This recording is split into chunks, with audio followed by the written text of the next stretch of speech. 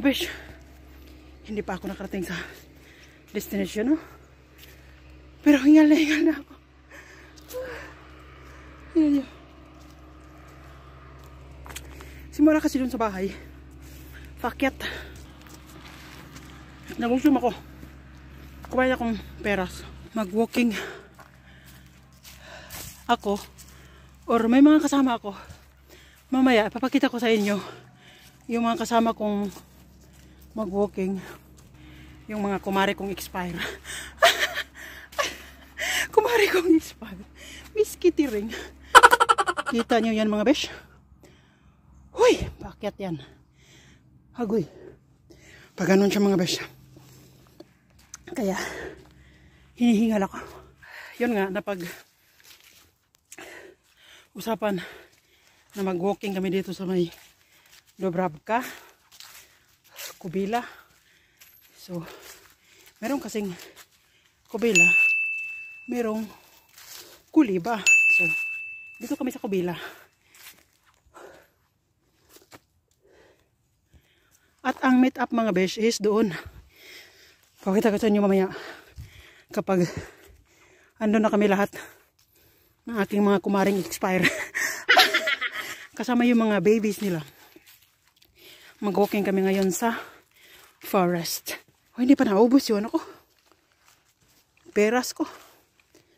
So, ang ating video mga yun mga besh is a day in my life with my mga kumare kong expire.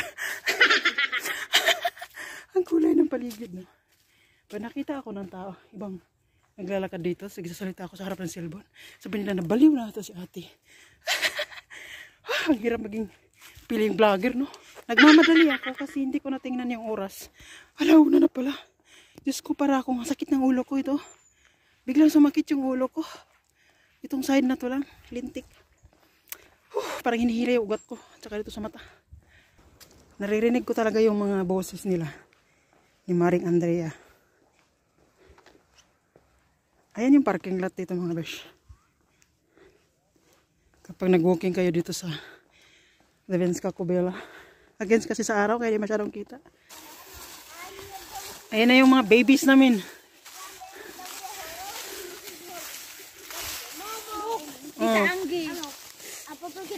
Ayan liniso. Ito talaga yung pinuntata namin. Aywa. Ready? Nagdala ng paper bag. Mga besh, naghiwalay-hiwalay na ang mga kumari ko. Yung isa naghahanap ng mushroom.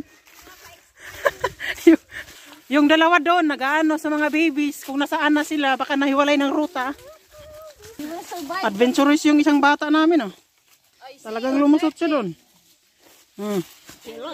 Oh, nandoon na yung mga kumari ko sa taas. Kaming dalawa ni Maring isa, andito lang kami sa baba, ayaw namin. Asan na si Maring Andrea? Ayun si Maring Andrea. Ay, andun si Ibit. Si Andrea nasa taas pa.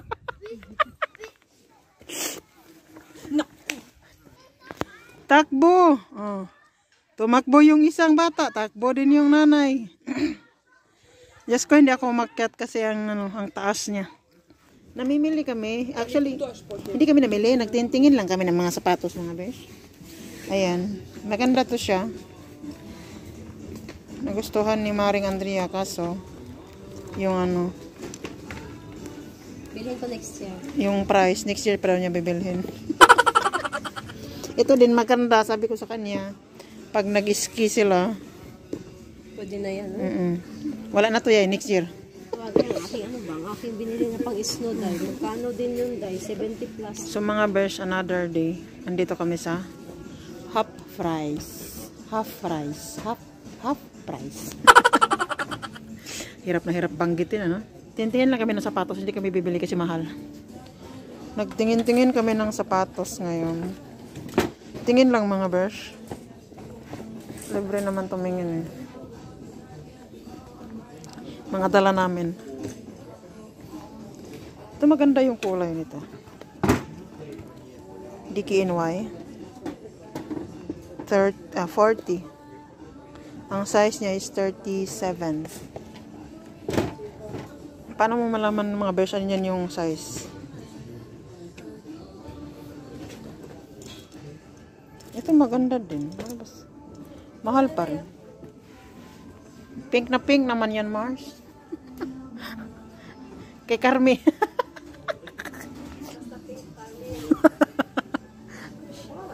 Ay, maganda yung Vans na to, Day. Ay, Poki. Bakit naman ganito? SpongeBob. Uy, maganda siya mga besh. Ang gaan. Kaso, giatay man yung 60 man eh.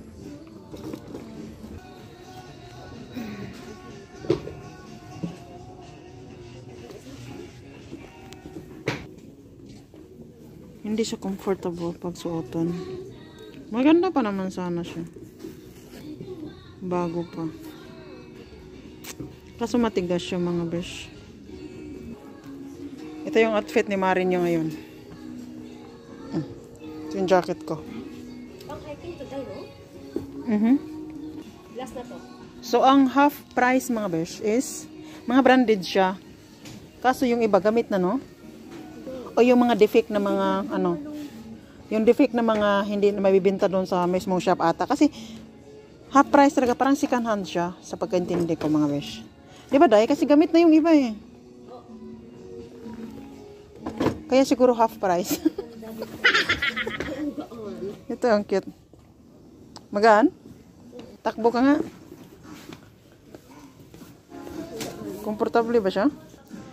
Iba't ibang ano dito mga besh tinda. Sapatos, mga baro, damit, t-shirt, lahat ng klase, pati gamit sa bahay meron dito. Ay, ang cute niyan, Day. Bagay ito sa bagtak mo. Ito kasi sa akin, hindi mag-ano sa bagtak ko. Gigil na naman ako. Gusto kong bumili ng ganitong mga sapatos mga besh. Kaso ito, malaki kasi ako, ano, maburak ako eh. Ito, maragdagan ng height mo dito. Mga luxury brands pa Luxury brand pala ito dito mga besh. Pipi ni jeans. Puro na lang talaga ako kalukuhan sa buhay. Videohan ko nga to kung baka gusto ni Peter. Sabihin ko 5 lang. Ayan. Mga gamit kapag nag-exercise ka mga besh. Protein shake. Protein shake? Oo. Pwede din yan pang tea. Magbabayad na siya. Tanong niya kung may pera pa ba daw siya. May pera pa daw siya. Tinignan lang niya kung may pabasahe pa daw siya pa uwi. Mga winter jacket mga besh. Mahal pa din yan. Ito mga besh, from 200, 119 na lang siya. From 221, 109. So ito yung binili ko kahapon sa Primark. 5 piraso. Tapos, ano na siya? 72% cotton na to. No, hindi. 50% cotton siya nakasulat dito. Tapos, 5 piraso, 4 euro na siya. So, mura na yun mga besh. Isa lang binili ko kasi susubukan ko lang. At napagtanto ko siya kagabi, pagdating ko sa bahay, maliit pala siya mga besh. Ang size niya is 35 to 38 yung binili ko. Kasi yung mga medyas ko, mga besh na nabibili ko dun sa shop, sa bundok, sa SVET is, ganun talaga ang size na binibili ko, 35 to 38. Kasi, mas, pala yun, expandable pala masyado yung Slovak Ponoski na yun. Kaysa dito. Ito kasi hindi maliit siya sa akin na mga besh na medyas. So, ibabalik ko siya, papalitan ko siya ng sizes. Ang dami kong sinabi, no? Sa isang medyas. Tapos ito yung isa, pang rubber shoes ba? Pag nag-rubber shoes ka. Mura na din siya mga besh. 7 piraso, 7 piraso, 7 pares. Ayan, 1, 2, 3, 4, 5, 6, 7. 4 euro lang din siya. Sa Primark din. Ano na siya? 72%. 70% cotton na siya. Tingin daw siya doon. Ako naman, upo muna ako dito. Tingin daw siya doon kasi hindi daw niya nakita yung bago na yan. Siyempre ako nakita ko na yan. Kaya lagi man akong gala dito. Nung summer, andito kami lagi. Ako lang pala. Fontana. So mga besh, yung medyas pala, hindi ko na sinauli sa Primark. Sinaulian na lang ni Maring Andrea. Kasi yung 35 to 38, kasya sa kanya yun. Kasi mas maliit yung binti niya kaysa sa akin. So sinaulian na lang niya. Ito naman yung isang medyas mga besh, yung maiksi. Kasya naman siya, 35 to 38 din to. Yun lang talaga, hindi siya kasya sa akin, yung mahaba na yun. Kaya, yun. Tapos, binigyan niya ako mga besh ng, ano ba tawag dito? Kapusnitsa. Ayan siya, yung baonan niya na sinauli ko ngayon, ibinalik lang din niya. Kasi yung baonan kong pinaglagyan niya, sabi ko ayokong dalhin yan sa sentrum. Besh, kay ang laki-laki niyan, matapon yan. So ayan, yung baonan na kakasauli ko lang, ibinalik niya ulit. So mag-walking kami sa sentro ngayon, i-check namin yung pa-Christmas decor nila kung maganda ba or hindi. Judgmental ako kaya tara, i-judge natin. Mga besh, ginabi na kami. Actually, alas 4 pa lang, mag-alas 5 ata. Kasi lahat ng second hand, hinihintuan. Toyoro lang kasi mga besh. Nakabili ako, pakita ko sa inyo mamaya pa naka-uwi kami. Yung tram na yan mga besh, papunta yan sa Halab na Stanitsa. Tawid na mga besh. Tingin-tingin, baka masagasaan tayo ng wala sa oras. Polski Institute. Ayan pala yung Stara Trsnitsa mga besh. Diyan minsan nagbabazar. Diyan din minsan may Christmas bazaar. At kung ano-ano pa. Nasa sikanhan na naman ang beshi nyo.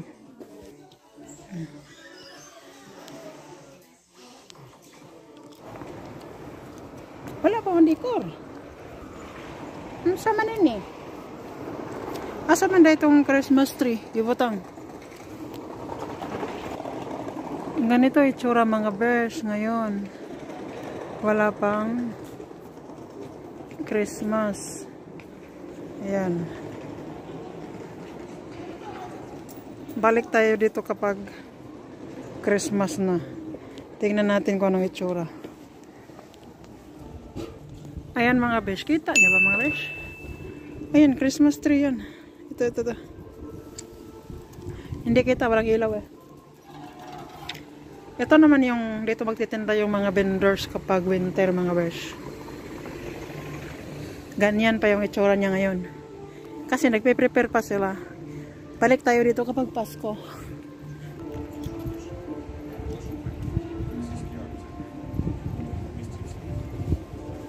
Sino kaya yun mga besh?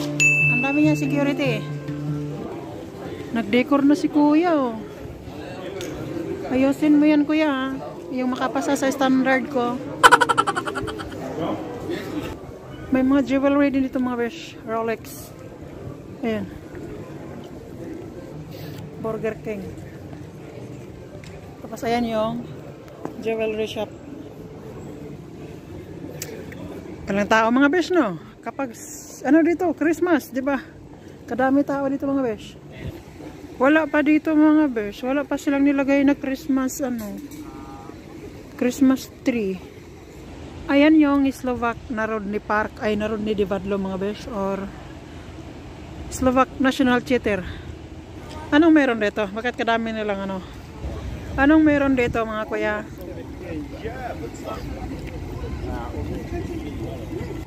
Akong gisugo akong housemate mga besh. Ang gingnan na pangatan dito kung saan naakaron. Kaya daghan kayo direkuan. So lahat yan mga dyan mga besh, yung mga auto na yan, yan.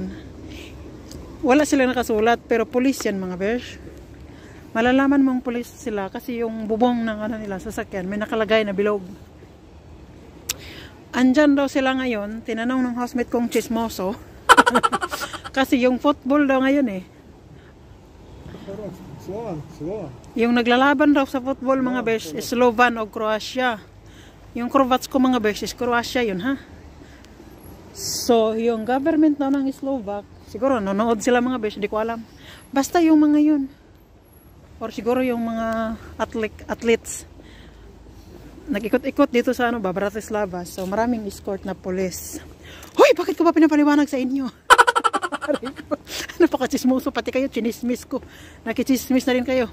O ayan mga besh mga estante na hinahanda para sa Christmas. Dalhin ko kayo ulit dito kapag Christmas na. Sa ngayon, yan muna papakita ko sa inyo, yung walang tinda. Nagsisimula pa lang. Halika dito ni. Ipakita natin yung binili ko. So, ito yung binili ko mga besh sa second hand. Ipakita na natin. Ayan.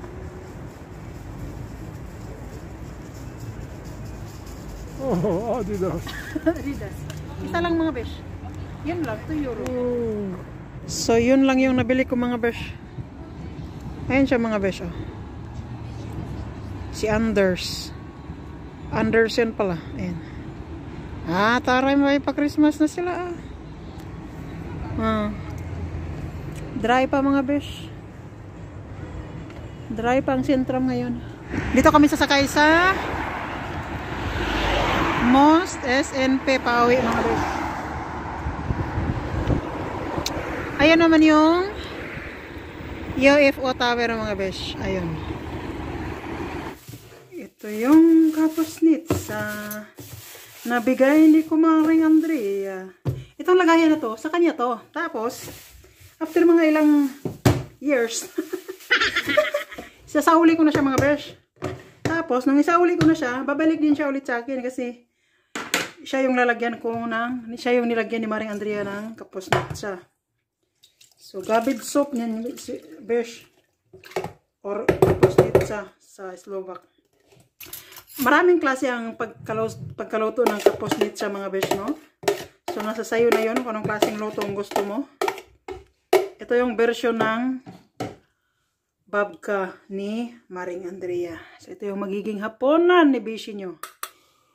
Initin ko lang yan mga besh. Tapos, kakain na ako pagkatapos.